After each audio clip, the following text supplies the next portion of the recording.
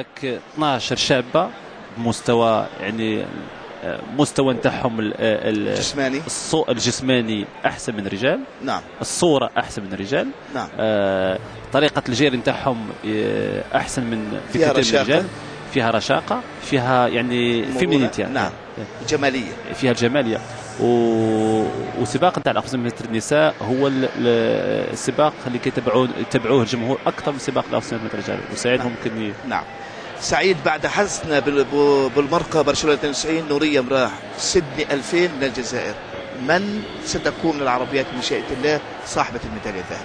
والله قلنا عثمان بأن مريم جمال. نعم. مريم جمال لا أظن أي بطلة ستفوز على مريم جمال، اللهم لا كانت هناك مفاجأة، وإحنا تعودنا الآن على المفاجآت في هذه الألعاب وبالخصوص في ألعاب القوة.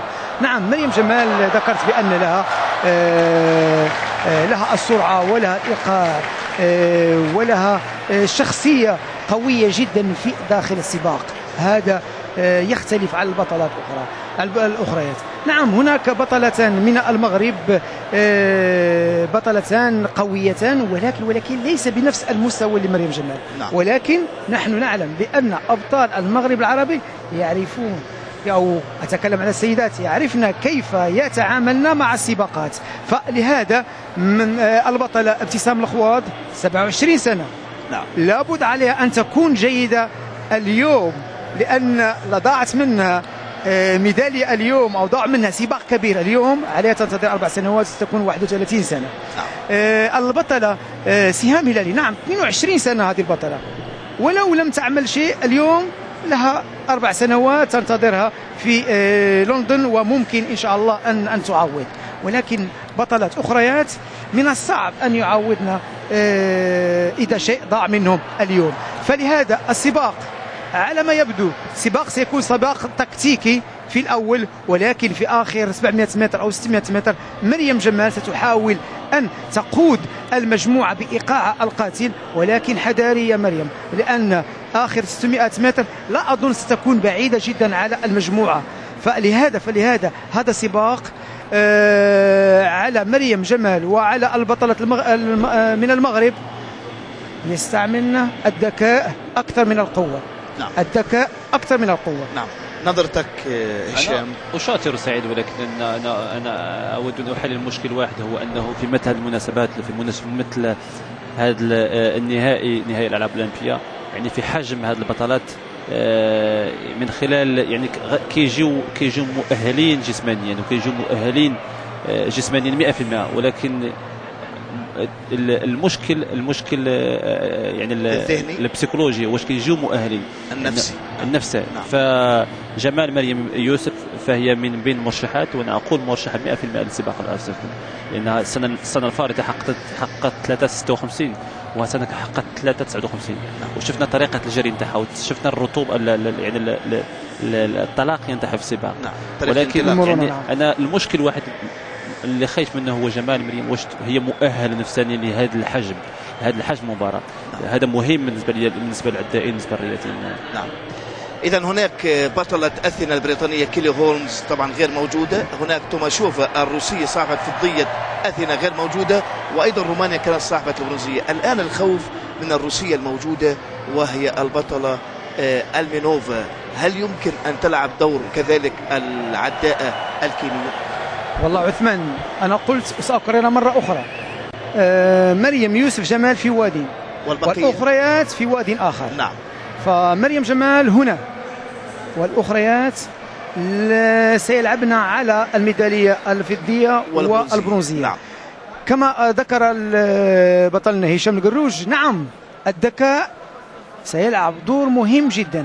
هل ذكاء مريم يوسف جمال سيؤهلها لتفوز بالميدالية الذهبية؟ نعم. نعم هي قوية، ولكن ذهنيا هل هي قوية أم لا؟ نعم. لأن الحضور أو الشخصية هذه البطلة تظهر في ذكاء البطلة، فلهذا عليها أن تكون ذكية جدا مع هذا السباق. نعم. الآن انطلق السباق، نشاهد الرتم الهادئ والبحث عن طريق المراقبة كيف سيكون السباق بعد ذلك. الى حد الساعه فمريم جمال فهي يعني داخل الكوكب، يعني ضمن الكوكبه الاولى، يعني المركز نتاعها فهو مؤهل وغادي بطريقه حسنه وغادي بطريقه احترافيه، يعني طريقه احتراف الكبار. ولكن يعني الى مشى السباق بطيء في هذا الحجم هذا، لازم يعني في الوقت اللي خصها تاخذ القرار نتاعها لازم تاخذ بعزيمه قويه، لانه ما عندناش الوقت ناخذ الوقت للتفكير، لانه صحيح في هذه المناسبات هذا الانسان لازم ياخذ القرار وياخذ بجديه ويمشي للامام. فمناسبات صعبه لانه كيطلب شيء من الشجاعه، كيطلب شيء من المبادره، كيطلب شيء من التحدي النفساني. نعم. ولهذا لازم تكون في المستوى هذا اليوم ان شاء الله. كل ما اتمناه ان شاء الله التوفيق، لانه انسانه طيبه ومقبوله ومريحه. نعم. دقيقه 5 ثواني واجزاء ال 400 متر الاولى. نعم تقريبا دقيقة و6، دقيقة 0.95 جزء 100 في 400 متر الأولى. هذا سباق دعني أقول للأولمبياد هو رقم سريع.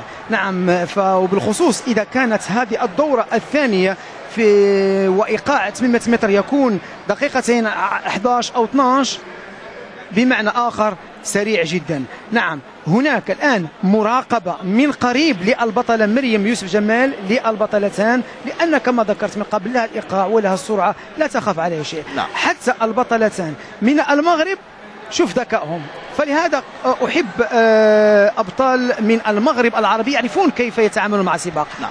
شوف هم باثنين راهم في الممر الثاني، والممر الثاني هو مريح حتى إذا أرادت بطلة من البطلات أن تتقدم إلى الأمام.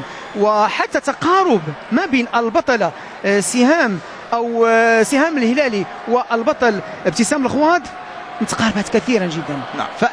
فلهذا أقول بأن السباق حتى الآن هو مفتوح 100%، لأن سباق بطيء. نعم سباق بطيء، ولهذا سنشاهد دورة أخيرة قاتلة جدا. وأتمنى أن يكون هذا الدورة الأخيرة لمصلحة بطلتنا. الآن مريم تقود السباق هشام،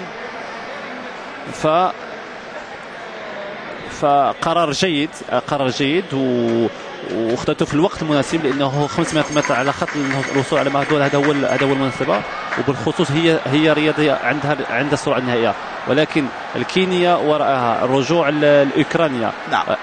رجوع الاوكرانيا ورجوع ايضا الامريكيه، فهذا يشكل شيئا من الخطوره على المركز الثالث. ولكن مريم تسير حسب الاصول، لا نريد الكينيا ان تجتازها. عليها ان تتعامل بجد، لان البطله الكينيه نحن لا نعلم كثيرا عن الكينيات او عن الكينيين، ولكن مريم جمال ليس سهله. مريم جمال ليس سهله، ستتنافس حتى الاخر متر على الميداليه الذهبيه. فعلى مريم جمال ان تحتفظ بنفس الايقاع، لان الكينيه حاولت ان تفاجئ في اخر 250 متر. ولكن الان عثمان اترك لك الكلام.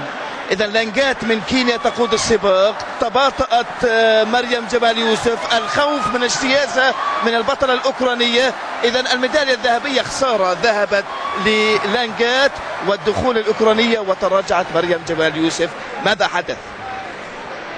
لا تحدث. هذا ممكن يحدث في أي مباراة، وهذا المشكل هذا وقع لنا في 1900 في 2000 في دورة سيدني. يعني أنا تكلمت على واحد المشكل، هو مشكل نفساني، لأن يعني بعض الرياضيين ما كيجوش مهيئين نفسانيا، فالمحيط نتاعهم ما كيساعدش بعض الأحيان للتهيئ الرياضي نفسانيا. والحجم المباراة، يعني الحجم الضغوطات وحجم الطقوسات الخارجية، هذا يؤثر شيئا، لأنه الرياضي فكيبقى بشر يتأثر من أي شيء خارجي. أنا جد آسف، لأنه في حجم مريم جمال تستحق أنه تكون بطلة أولمبية وتستحق تكون في التتويج الأولمبي.